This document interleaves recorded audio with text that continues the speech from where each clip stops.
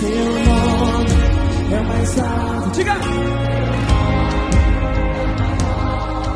Teu nome. Escolhas têm consequência.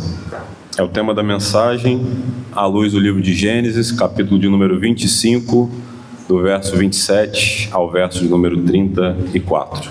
Diz assim a palavra do Senhor. Cresceram os meninos. Esaú tornou-se perito caçador, homem do campo. Jacó, porém, era homem pacato e morava em tendas. Isaque amava Esaú, porém, porque saboreava da sua caça. Rebeca, porém, amava Jacó.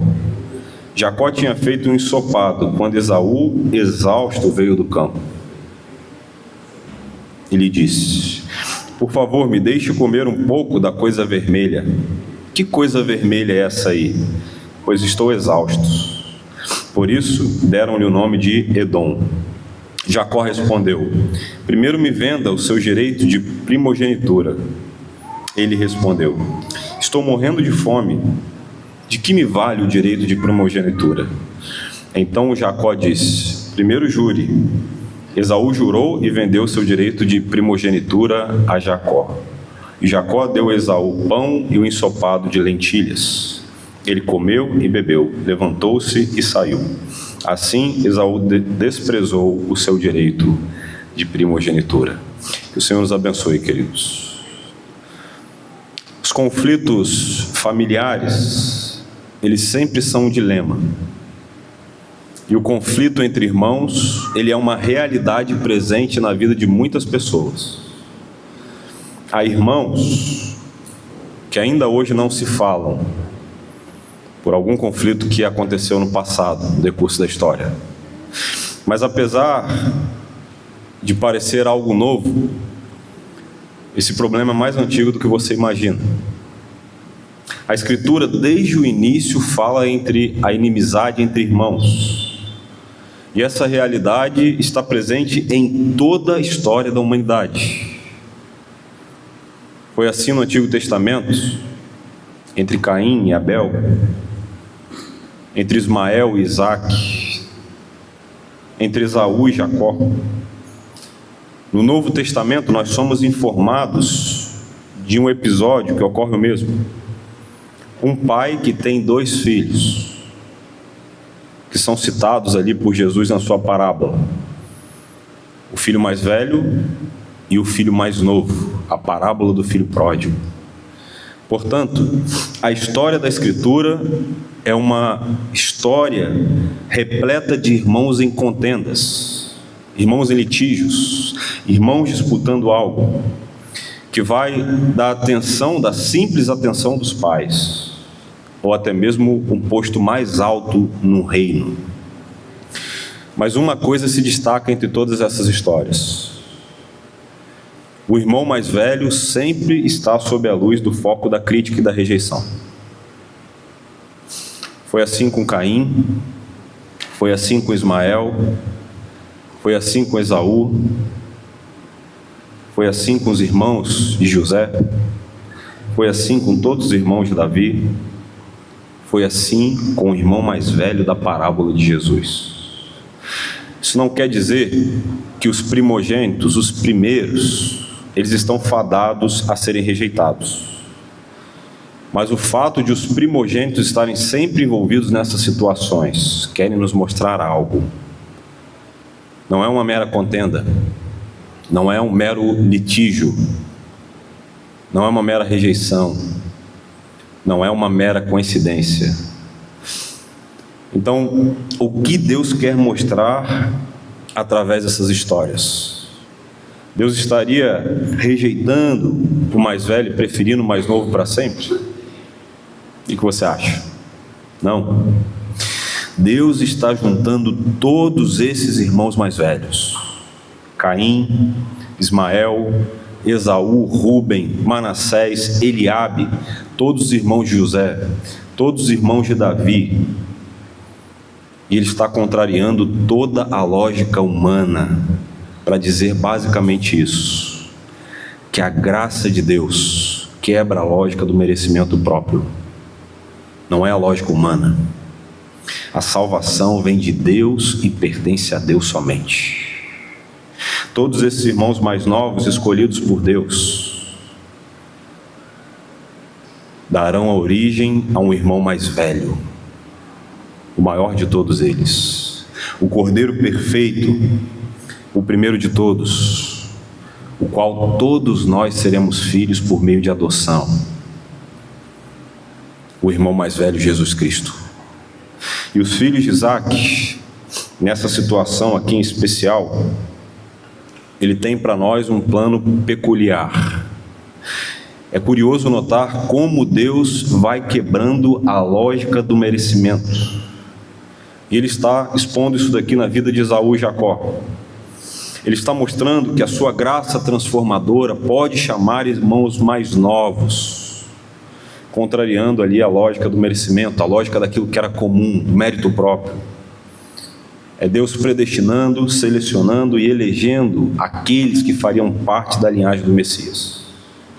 E o texto de hoje lança luz aqui sobre essa aparente coincidência da rejeição dos irmãos mais velhos.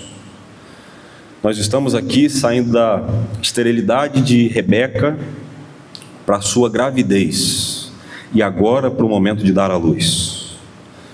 Depois disso, o texto faz um recorte da infância dos meninos, e ele já nos apresenta agora, nos versos 26 a 27, que os meninos não são mais meninos, já são homens formados.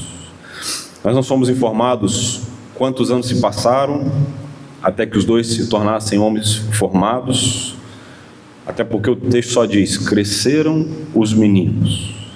E esse texto, esse belíssimo texto, ele pode ser dividido aqui em alguns pontos. Eu quero chamar a sua atenção para nós observarmos nessa noite. Primeiro, ele nos mostra aqui a característica dos irmãos. Acompanhe na sua Bíblia o verso de número 27.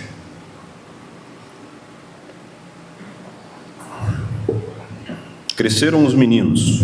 Esaú tornou-se perito caçador, homem do campo.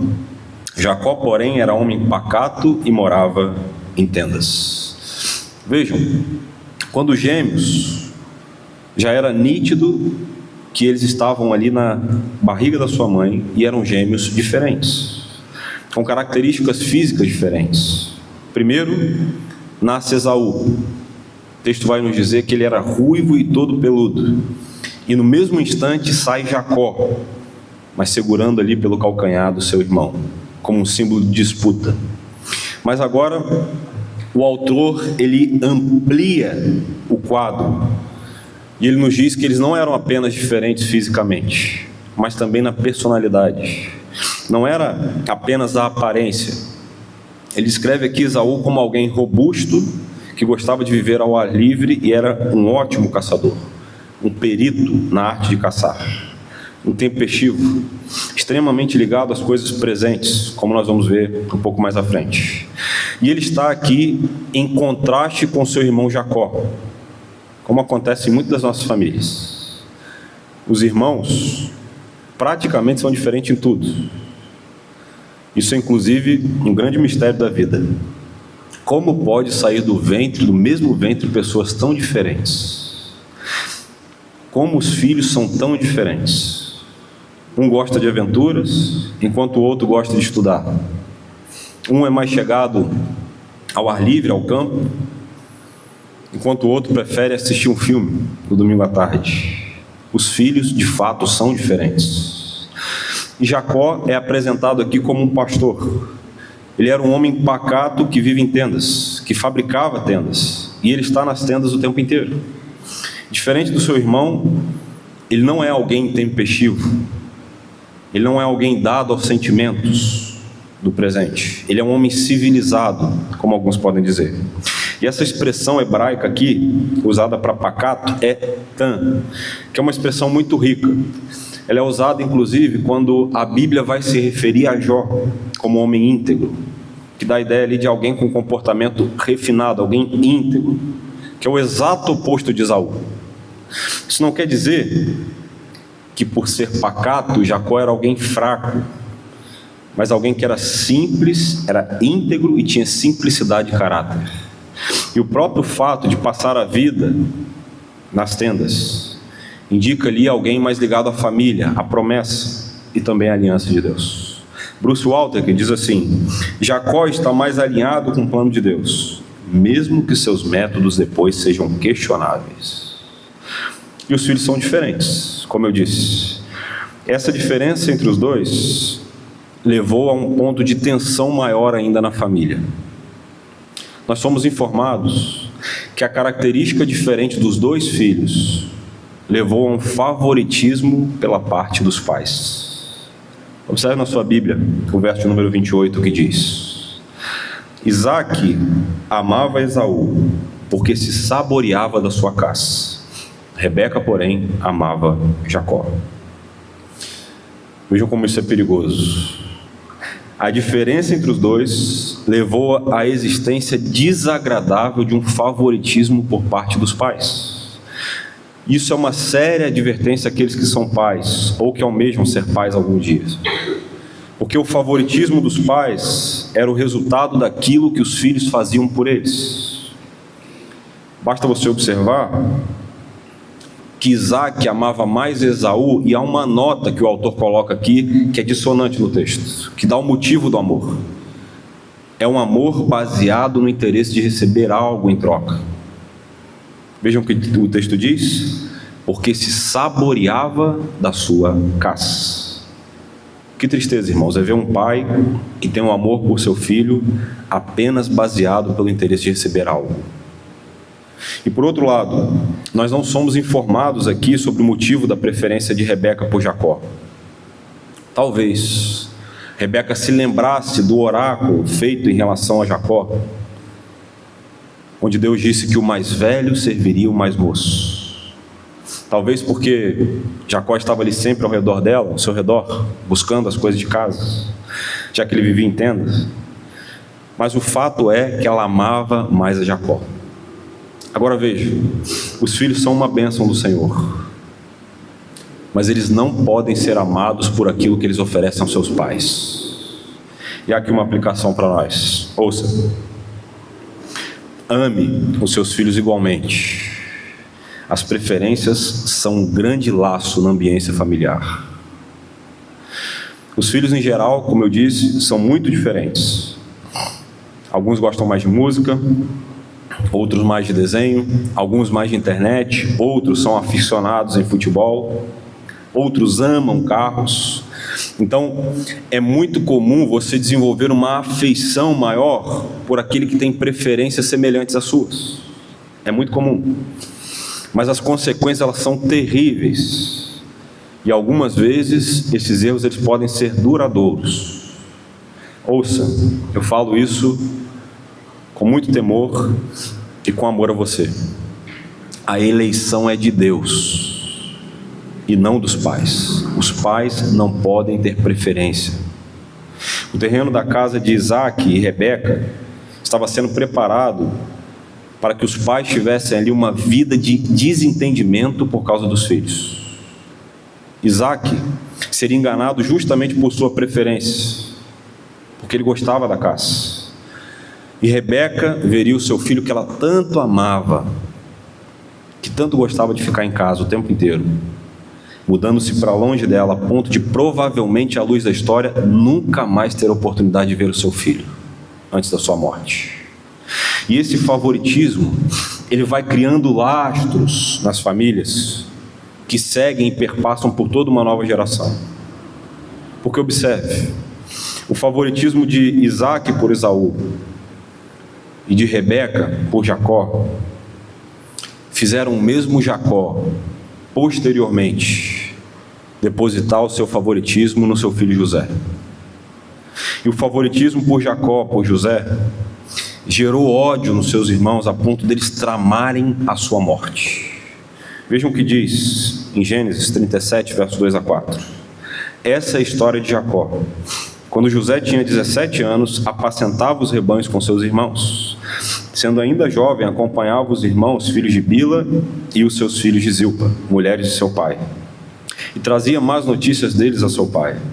Ora, tomem atenção, Israel amava mais José do que todos os seus outros filhos, porque era filho da sua velhice, e mandou fazer para ele uma túnica talar de mangas compridas. Quando seus irmãos viram que o pai o amava mais do que todos os outros filhos, odiaram-no e já não podiam falar com ele de forma pacífica. Vejam como a preferência por um dos filhos pode ser um risco danoso na vida dos seus filhos. Matthew Henry diz assim: o afeto parcial dos pais é muitas vezes a causa de grandes misérias na família. Quando o filho é preferido ao outro, o amor se transforma em inveja e a paz doméstica é destruída. Isso é uma séria advertência a nós. A Escritura nos mostra repetidas vezes que quando os pais demonstram preferência apenas por um único filho, isso gera uma séria escalada de pecado em pecado na ambiência familiar. Gera ciúme, gera rivalidade, gera revolta, gera divisão e até mesmo tragédias. Portanto, a preferência parental, o favoritismo parental, ele é um dos elementos mais silenciosos e destrutivos dentro de uma família. Porque você acha que está apenas no campo da mente, mas isso já pode ter tomado o coração do seu filho, e as consequências serem amargas. No caso de Esaú e Jacó, os pais amavam mais os filhos. Eles amavam de fato os filhos. Não era falta de amor, mas cada pai amava um filho mais do que o outro, se identificava mais com o filho a ponto de demonstrarem isso publicamente. Então, o problema não está no amor em si, mas na distribuição desigual desse amor. E eu quero listar aqui algumas consequências que podem estar presentes na ambiência de um lar, quando você prefere mais um filho do que o outro. Primeiro, rivalidade entre irmãos. Os filhos deixam de se enxergar como irmãos e passam a se enxergar como competidores por aceitação dos pais. No caso de Esaú e Jacó, isso evoluiu para um conflito em campo aberto. Houve engano, houve ruptura familiar, porque isso nunca acaba bem. Segundo, uma insegurança contínua. O filho preterido, o menos favorecido, ele pode crescer ali com um sentimento de rejeitado, de rejeição, uma carência, uma falta de amor.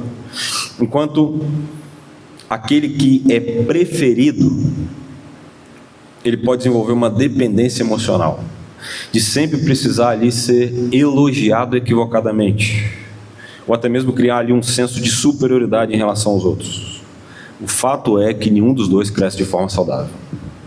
Terceiro, distorção do caráter. Observe, Jacó, por exemplo, ele aprende a agir de forma estratégica e manipuladora, possivelmente criado ali no ambiente, influenciado no ambiente de precisar garantir o seu espaço, porque não havia paz, não havia clareza no lar. Já Esaú vai demonstrar ali um profundo desprezo das coisas que são importantes. Nenhum dos dois cresceu de forma saudável. E por último, destrói também a unidade na família. Um lar é um lar, irmãos. Um lar é um lar, não é um ambiente de guerras. Um lar é um lugar onde você volta no final do dia e você pode descansar e confiar que cada indivíduo que está ali é de fato alguém que você ama e é da sua confiança. Mas o que acontece é que em muitas famílias, boa parte das pessoas prefere ficar longe de casa do que voltar para casa no final do dia. Charles Spurgeon diz assim: o lar deve ser sempre o lugar mais feliz da terra. Se o cristianismo não torna o lar feliz, ele não está sendo vivido corretamente. Esse tipo de dinâmica não é apenas um problema antigo. Ele estava ali posto na família de Jacó, mas ainda hoje ele continua presente, e muitas vezes de forma sutil. Quando o filho é sempre elogiado e o outro sempre corrigido. Quando um filho recebe mais atenção mais apoio, mais validação. Portanto, o desafio dos pais é claro. O amor dos pais para com seus filhos deve ser justo, equilibrado, consciente e bíblico, mesmo que os filhos sejam completamente diferentes, porque as diferenças, elas são naturais, mas elas não podem ser usadas como uma oportunidade para cuidados individualizados e com preferências. Os filhos devem ser tratados de forma igualmente amorosa, cada um com sua perspectiva, cada um com seu jeito.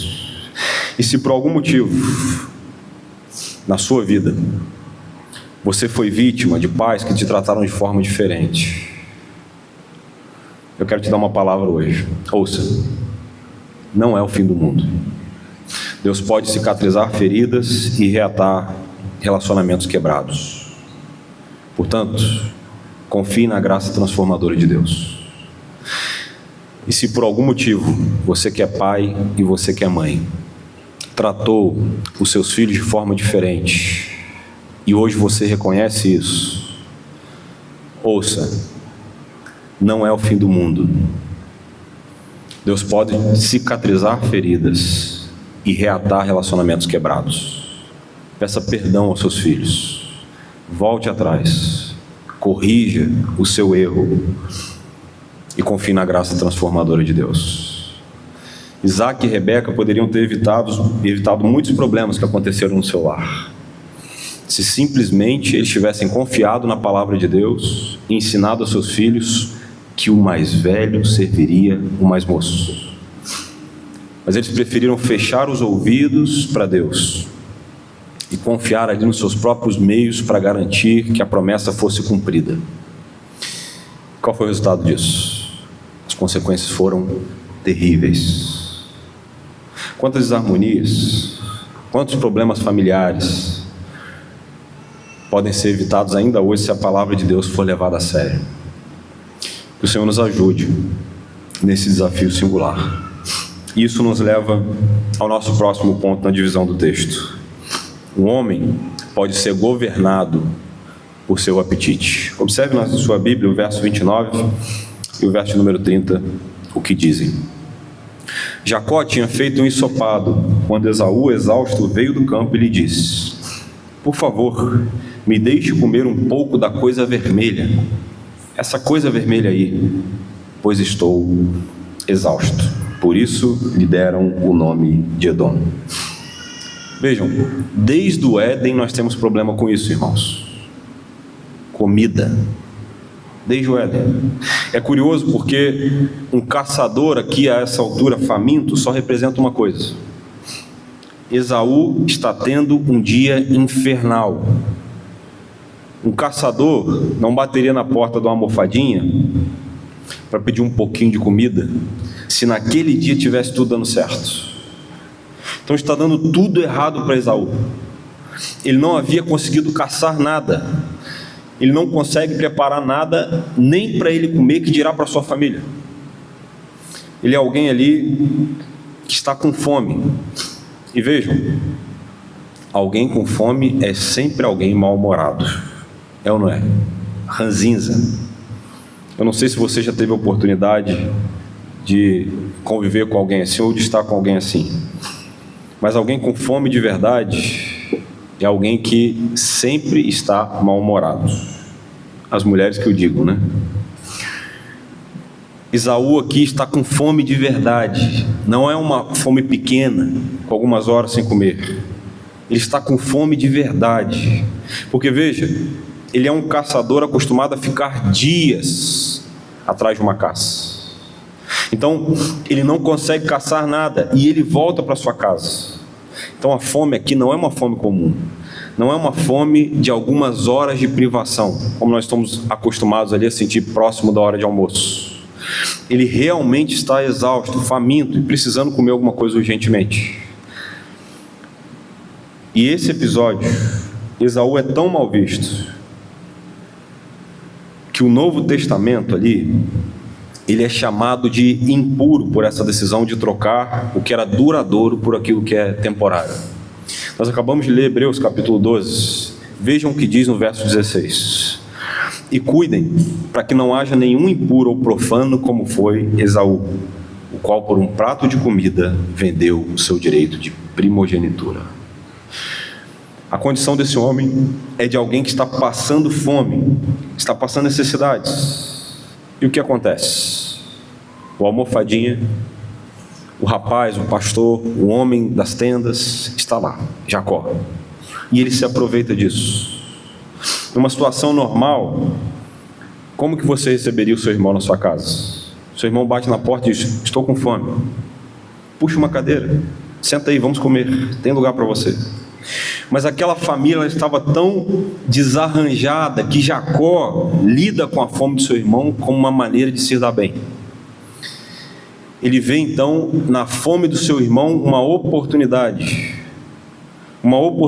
que ele queria ao longo da sua vida. E veja qual é a resposta de Jacó nos versos seguintes, do verso 31 ao verso número 33.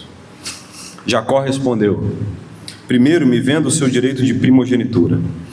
Ele respondeu: eu estou morrendo de fome, de que me vale o meu direito de primogenitura? Então Jacó disse: primeiro jure. Esaú jurou e vendeu o seu direito de primogenitura a Jacó. Você pode achar que não, mas Jacó era tão obstinado e tão astuto como Esaú. É curioso porque, via de regra, você espera isso de um estranho, de alguém que você não conhece, mas de um irmão, de alguém do seu convívio diário. Jacó não estava fazendo, ouça, Jacó não estava fazendo aquele ensopado ali, com aquele cenário montado, como se não houvesse nenhuma possibilidade de acontecer isso. Isso foi premeditado. Ele sabia que chegaria uma hora que o caçador intempestivo seria capaz de vender a sua alma por conta da comida. E ele sabe que um dia, se ele tivesse uma oportunidade, ele conseguiria comprar o seu irmão. Ele sabe que o seu irmão poderia fazer de tudo aquilo que ele queria naquele momento, porque Esaú era alguém impulsivo, alguém que vive do presente, e alguém que só vive do presente pode colher frutos amargos na sua vida. Porque assim como Esaú, boa parte de nós busca satisfazer as nossas ânsias do presente com apetites da alma. E ele estava com tanta fome que esse homem foi capaz de sacrificar um bem supremo por um bem inferior. E há muita gente assim, capaz de trocar coisas futuras e valiosas por coisas breves no presente. Anos e anos de trabalho, de dedicação, por um momento de prazer. Troca um casamento de anos por um momento fugaz com outra pessoa. Trocam a bênção do Evangelho por um caminho longe de Deus. Esaú é mais parecido conosco do que nós imaginamos, irmãos. Não é só a fome física, mas são os desejos, seus impulsos, suas carências emocionais, espirituais. Quantas vezes você já fez trocas irreversíveis por satisfações temporárias sem perceber? Isso nunca acaba bem, porque há sempre um Jacó disposto a negociar com você os prazeres temporários por prazeres duradouros. Portanto, nunca tome decisões permanentes baseadas em necessidades temporárias. Porque se você não governa seus apetites, em breve eles governarão você. E há aqui uma aplicação para nós. Ouça: a precipitação é um erro que pode custar caro. Se é uma verdade que precisa guiar e nortear a sua vida como cristão, é a seguinte: os caminhos de Deus não são os nossos.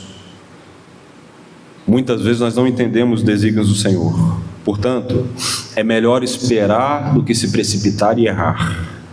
E geralmente pessoas tempestivas, precipitadas, semeiam ventos e colhem tempestades nas suas vidas. E os resultados são difíceis de serem corrigidos.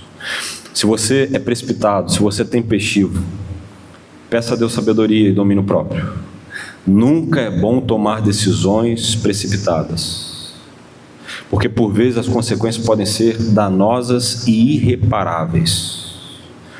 Pessoas que tomam decisões sem avaliar as consequências, sem pedir direção ao Senhor, sem descansar o coração na sua promessa, podem sofrer como nunca as atitudes de sempre.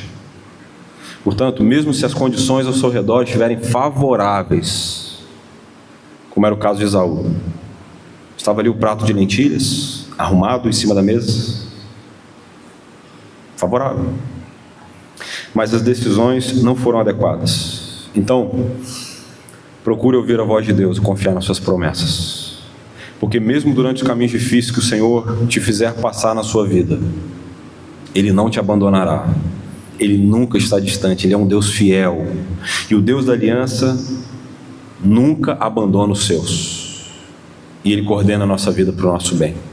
Esaú se arrependeu da sua atitude precipitada, afoita, e depois ele tentou buscar ali a sua bênção de volta, mas ele não conseguiu. Veja o que diz em Hebreus capítulo 12, verso 17. Vocês sabem também que posteriormente, querendo herdar a bênção, foi rejeitado, pois não achou lugar de arrependimento, embora com lágrimas tivesse buscado. Portanto, agir precipitadamente pode ter consequências irreparáveis na sua vida. Por causa de um prato de comida, ele perdeu a sua primogenitura, que seria a sua herança para o resto da vida. Pergunta: no que você tem agido precipitadamente na sua vida? Quais são as trocas que você tem feito? Que o Senhor te ajude. Aqui mais uma aplicação para nós. Ouça: a crise de uma família pode ser fruto amargo das escolhas erradas. Deus fez uma promessa ao seu povo, e quando Ele promete, não tenham dúvida, Ele cumpre as suas promessas. Deus prometeu que sempre estaria conosco e que Ele não se esquece do seu povo até nos dias mais difíceis e tristes da nossa vida. E assim como Ele havia prometido a Abraão que a promessa seguiria e seria levada adiante, essa promessa passou para Isaac, e posteriormente, Deus, respondendo à oração de Rebeca, Ele disse que Jacó seria escolhido para dar sequência à linhagem do Messias. Enquanto eu estava estudando, eu fiquei me perguntando: por que essa trama toda, quando os pais já poderiam ter ensinado para os filhos desde o nascimento sobre a promessa de Deus? O mais velho serviria o mais moço. Por quê? Jacó tomou ali o atalho de Satanás, e assim como seus antepassados, da mesma forma que Abraão e Sara fizeram, ele tentou ajudar a Deus a cumprir suas promessas. E ao invés disso, de aguardar no Senhor, de esperar, ele tentou agir com esperteza para tentar resolver o problema por conta própria. Nós vimos na semana passada, irmãos, e é preciso ressaltar: Deus é soberano criador. Ele elege, Ele escolhe, Ele predestina. Mas percebam, a eleição não anula sua responsabilidade por suas escolhas. Deus é soberano, mas você é responsável por aquilo que você faz. E até mesmo nos enroscos qual nós estamos envolvidos, Deus, inclusive com a sua graça, Ele pode usar para cumprir os seus propósitos redentores. Mas ouça, isso não nos isenta das consequências. Ele é soberano criador, mas nós temos responsabilidade, e as consequências podem ser irreparáveis. Veja o que Warren Wiersbe diz: o fato de que Deus havia decidido dar a bênção da aliança a Jacó não absolve ninguém da sua família das obrigações que tinham diante do Senhor. Todos eram responsáveis por suas ações. pois a soberania divina não elimina a responsabilidade humana. Na verdade, o fato de saber que se é escolhido de Deus significa ter responsabilidade ainda maior para fazer a vontade dele. O que nos leva a tomar o caminho oposto, irmãos, e tentar resolver pelo nosso jeito de ser, pela nossa forma, é porque nós não confiamos no Senhor. E há muitas pessoas sofrendo ainda hoje porque acham que podem ajudar a Deus a cumprir as suas promessas. Esse é o ponto que muitos cristãos ainda hoje tropeçam e caem.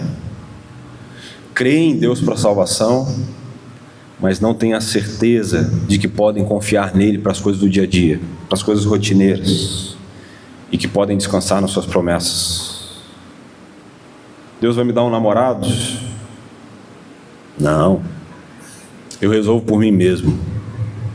Vou tentar alguém que eu quero, mesmo que a Escritura diga ao contrário. Deus vai cuidar das minhas finanças? Não. Eu resolvo por mim mesmo, mesmo que eu tenha que tomar atalhos e seguir para o lugar errado. Deus vai me direcionar um emprego? Não. Vou tomar caminhos errados para conseguir esse emprego pela força do meu braço. Vejam se não foi isso que Jacó fez. E sabe o que aconteceu? Ele teve que ir embora às pressas e bater em retirada, porque o seu irmão Esaú queria matá-lo. Charles Spurgeon diz assim: quando corremos à frente da providência de Deus, caímos em dificuldades que a fé paciente teria evitado. Quando nós tentamos ajudar a Deus, nós revelamos que nós não estamos dispostos a confiar nele e nem esperar por ele. Que dirá amá-lo? Portanto, as decisões difíceis, elas precisam ser tomadas à luz da Escritura. E esse enrosco inteiro poderia ter sido evitado se apenas eles confiassem nas promessas de Deus. E vejam, Esaú não perdeu tudo de uma vez. Ele perdeu tudo em um momento apenas. Portanto, o maior perigo não é cair de repente, mas é ceder lentamente, onde vai criando uma erosão da alma e leva junto com essa erosão a confiança em Deus. Deus nunca está atrasado, irmãos. Ele sempre chega na hora exata. Isso é um consolo para nós. Portanto, caminhando para o final, há aqui uma última verdade que nós precisamos aprender. Um homem pode viver sem a perspectiva eterna. Observe o verso de número 34 na sua Bíblia, por favor. E Jacó deu a Esaú pão e um ensopado de lentilhas. Ele comeu e bebeu, levantou-se e saiu. Assim, Esaú desprezou o seu direito de primogenitura. O autor aqui ele não fica em cima do muro. É curioso. Ele toma lado. E a frase final é forte. Assim desprezou Esaú o seu direito de primogenitura. Vejam, ele comeu, bebeu, levantou-se e foi embora. Sem arrependimento, sem reflexão, sem remorso, sem peso. Esse aqui é o retrato de alguém que vive apenas pro agora, pro presente. E é curioso porque o autor aqui ele se coloca de um lado. Ele está do lado de Jacó. Ele não repreende Jacó. Ele não coloca uma nota dizendo aqui algo sobre Jacó, mas ele condena Esaú. E ele lista 4 coisas do texto aqui. 4 ações feitas por Esaú. Por que essas ações estão expressas aqui? Comeu, bebeu, levantou-se e foi embora. O autor ele está unindo essas 4 ações para dizer a mesma coisa. Isso não era importante para Esaú. Não houve remorso. Na lendária queixa de Lacedemônio, documento dos espartanos da época, em um dos pontos da história está registrado que um exército sustentava um cerco durante muito tempo. Então, por circunstâncias, esse exército precisou ali se render ao seu inimigo por falta de água. Depois que eles se renderam, eles receberam água do inimigo. E eles registraram o seguinte na carta, o documento diz assim: depois de havermos bebido do rio, ó camaradas, por um prazer tão pequeno, perdemos um bem incomparável. Porque aquele homem que fazia parte do exército dos espartanos, ele havia matado a sua sede, e os sentidos haviam sido recobrados. E então o que ele faz? Ele lamenta a perda da sua liberdade. Mas Esaú comeu, bebeu, levantou-se e foi embora.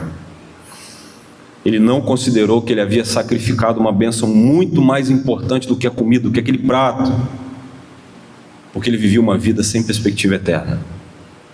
Warren Wiersbe diz assim: uma vida sem perspectiva eterna resulta em decisões superficiais.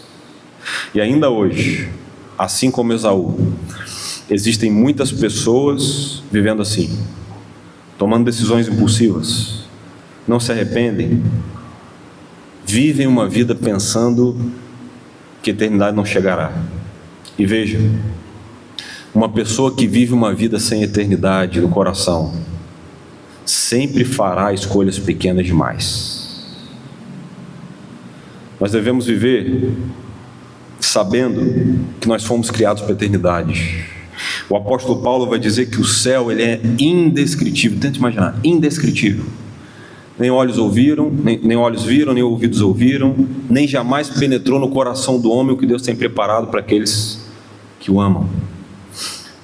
Desse lado da existência, você pode até desfrutar de algumas alegrias passageiras e profundas, de algumas felicidades extraordinárias, mas tente imaginar num conceito sem mácula, sem o pecado. E à medida que nós vamos envelhecendo, nós obviamente estamos chegando mais próximos de nos encontrarmos com o Senhor. Cada dia que passa na sua vida, mais perto você está de estar frente a frente com Deus. E dessa forma, quanto mais próximos de nos encontrarmos com o Senhor, a impressão que dá é que Ele acelera esse processo de moldagem da sua mente e do seu coração, para você vê-lo face a face. Matthew Henry diz assim: a vida do homem na terra é curta e finita, e é por esse motivo que nós devemos aproveitá-la e nos prepararmos para o seu fim. O homem deve viver como se, em alguns minutos, ele fosse ter um encontro com o Senhor. Como diz Jonathan Edwards, estampa a eternidade diante dos meus olhos. Por vezes nós perdemos isso de vista. Pergunta: quanto custa um prato de lentilhas? Quanto custa um prato de lentilhas? No Brasil, aproximadamente entre 9 e 14 reais. Na Grécia, entre 1 euro e 4 euros. Na Índia, aproximadamente ali entre 6 e 10 euros. No Paraguai, 2 dólares. Na Argentina, 1 euro. Em Portugal, entre 3 e 8 euros. E em Israel, pode custar a sua vida. Um prato de lentilhas nunca parece caro até que você percebe o preço que você perdeu. A história de Esaú nos ensina que viver apenas de escolhas por instantes pode nos levar a decisões irreparáveis e a perdas que nunca mais nós veremos aquilo de volta. Porque ao comer, beber, levantar-se e ir embora sem reflexão, Esaú é um tipo daqueles que negligenciam o que é eterno em favor do prazer momentâneo. E em contraponto a isso, mesmo que com decisões imperfeitas, Jacó nos ensina a viver na perspectiva eterna, que a Escritura nos chama a tomar decisões conscientes, valorizarmos aquilo que realmente importa e prepararmos o nosso coração para nos encontrarmos com o Senhor.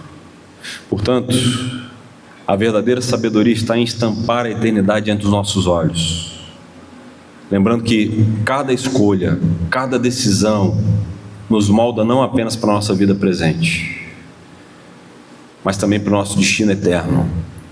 Quem vive assim transforma alguns momentos fugazes em decisões que vão reverberar para sempre. 3 perguntas para finalizar. O que tem governado as suas decisões? Onde você está sendo tentado a vender algo importante na sua vida? Em que área da sua vida? E por último,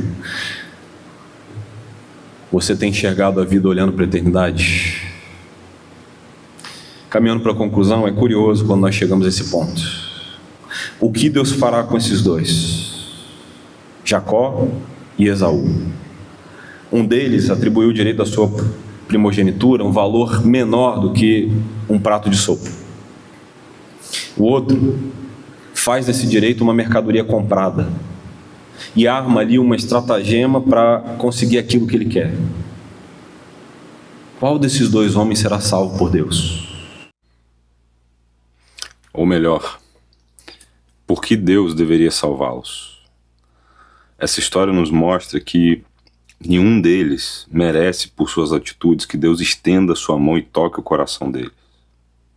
É por isso que não existe prova mais clara de que os planos de Deus não são os mesmos planos dos nossos. E a salvação é por graça e graça somente. E há somente uma esperança. Deus precisaria então enviar um Salvador que fosse diferente de Esaú e Jacó. Ele teria que enviar um Salvador que não rejeite o direito de primogenitura, que tenha a possibilidade de cumprir a vontade do Pai, não por torpe ganância, mas que pudesse dar a sua vida em resgate de muitos. Ele deveria enviar um Salvador, que usaria com prazer uma túnica de servo, e que não apenas cozinharia para os seus discípulos, mas também lavaria os seus pés cansados. É desse Salvador que Jacó precisa, porque apenas a graça transformadora de Deus, através do seu descendente, Jesus Cristo, pode abrandar o pecado do egoísmo de Jacó. E é o mesmo Salvador que eu e você também precisamos. Porque apenas a graça transformadora de Jesus Cristo pode transformar pecadores em filhos. Bendito seja Jesus Cristo, o Filho de Deus, o nosso Salvador. Que o Senhor nos abençoe e nos ajude a colocar em prática essa preciosa verdade. Vamos cantar mais uma vez, louvar o nosso Senhor e orar agradecendo a Ele. Teu nome é mais alto. Diga! Teu nome é sobre todos os tronos e domínios, governos e poderes. Teu nome